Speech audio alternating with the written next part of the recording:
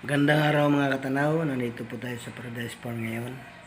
Tatawid po tayo doon kay Luloy, yung nagagawa po ng mga furniture, sa furniture. Titingnan po natin yung ipapagawa natin, kung nagawa na o hindi pa. Ito may apo siya si Luloy na nanlubong sa akin. Dadalhan po natin ng tinapay. Ito po, may tinapay po na konti. Ito yan, ilang balot ito, may 5 balot po yan, saka mayroon din kape na ating pasalubong man lang sa kanila. Tayo po, pupunta po tayo. Ayan po, nandito na po tayo sa tapat ng bahay ni Luloy. Pasukin pa kasi ito, papasukin pa natin. Yung po, papunta po doon. Yan po sila, nandun po si Luloy banda. Tabi po ng daan ito. Kaso lang akyatin pa ako kung kanila. Okay po, tayo po. Dali natin itong konting pasalubong sa bata. Po, akyat po tayo dito. Ito po yung gagawing lamesa.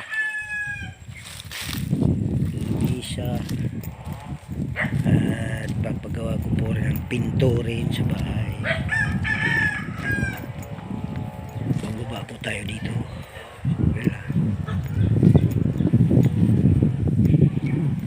Marami pong mga taling manok po si Luloy.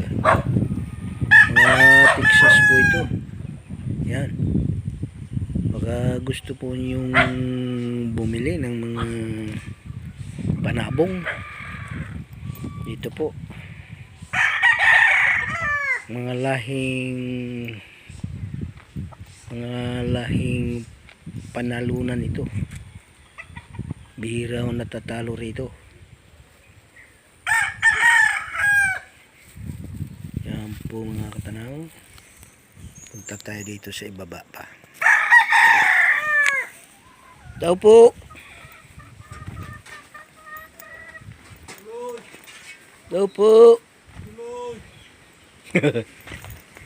Dito po si ay Dinesh bahay. Binibidyo mo yata ko eh. Oh. Hindi ba nakita si Lolo dyan? Ha? Lolo, hindi ba nakita yan? Hindi pa. Manokan? Si ano pala si pare Ompong. Ano ba kinuha pare? Kusot? Kusot. Oo. Hmm. Anuhin ba yan? Kung may alagang 45 days ay ilalagay ko sa ilalim ng tangkal. Malwanda ko tinang ipot. Ay, oo nga ano. Ganda. Akala ko gagatong mo sa kalan. Kaupos na. Pwede lang. Ang ganda sa kawan. Di ba mayroon ding pugon na ang Sakwan. sa pakalan ano? Na Hindi yung... inaanuhan ng bote? Hindi yung... Sa baboy, biogas. Oh, di yung ganyan din, kusot. Ay, ewan ko. Pipisong tang may biogas eh. Hindi lang maganda mo.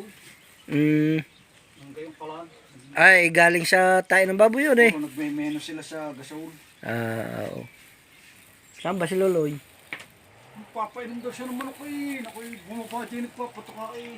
Sabi siya kayo, papainom daw lang siya ng manok eh. Kanya pala, iyo pala yung motor doon. Ang para, kabila. Ito na po yung si Loloy. Ito po yung kanyang apo. Re, may pasalubong sa iyo. Tinapay. Ito yung masalap. Ha? Salap ito. Baka sabihin mo naman, hindi masalap. Ha? Ano masabi? Ha? Saan si mama? Ano? Eh, yan po ang apo ni Loloy. Ay, isang beses po ako nagdala ng tinapay dito. Ay, hindi kinain at hindi raw masalap. Ayan o. Ayan, makikita ikaw sa TV. Oh, makikita ikaw. Ito po yung tahanan po ni Loloy. Talagang ang hanap buhay po niya ay ito po, yung paggagawa ng mga lamisa, upuan, mga parador, at kung iba-iba pa,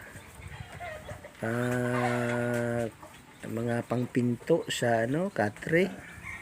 Dito lang po kayo magpapagawa sa kay Loloy na paggawaan. Furniture, Loloy Furniture po ito. Ito po yung finished product na niya. Titingnan po natin. Meron siyang ginawa ditong lamisa. Ayan o. Tingnan po nyo. Kaganda. Ang kulang na po lang nito ay salamin. Kasi wala pa raw salamin. Yung nag-o-order pa sila ng salamin pang lagay po dito sa itaas. Yan po mga katanaw, isang seat ito. Lamisa po ito. Isang seat pati upuan. Yan, ang kagandahan po nito mga katanaw. Pwede niyong palagyan ng aparador. Ayan o. Yung pinaka niya. Yan. Yan po. Magkabila po yan. Yun. Magkabila po ito. Ito po yung isa pa o. Parang mayroong nahatak sa ilalim ah. Ganit. Yan po mga katanaw. Kita po niyo yung isang seat po ito. Mayroon pong istante. Lagayan po ng mga TV, mga kung ano-anong lalagay. Tapos yun po yung lamesa.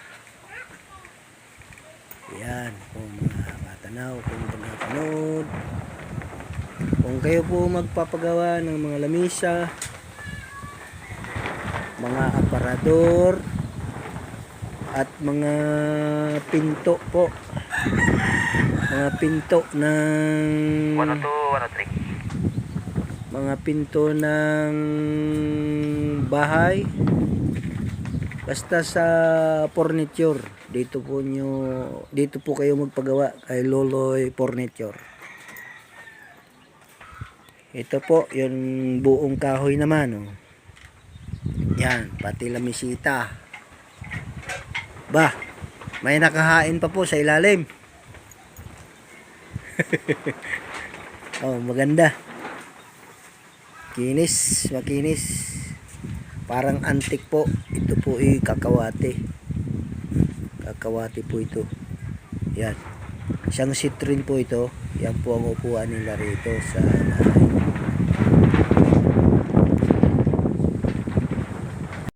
Okay po, dito po nagtatapos yung ating binibideo dito tungkol sa furniture ni Loloy. Marami pong salamat sa inyo sa pagpapanood nyo. Yung mga bago-bago po nanood sa aking mga binibideo, yung vlog ko, paki-subscribe po sa channel ko sa YouTube, Katinojo Live. Ayan po si Loloy. Bye-bye na, bye-bye. Oh, bye-bye. Sabi yung bye-bye guys. Bye-bye guys. Yan. Bye-bye na po sa inyo lahat. Marami pong salamat sa inyong panood. Bye-bye po. Bye-bye.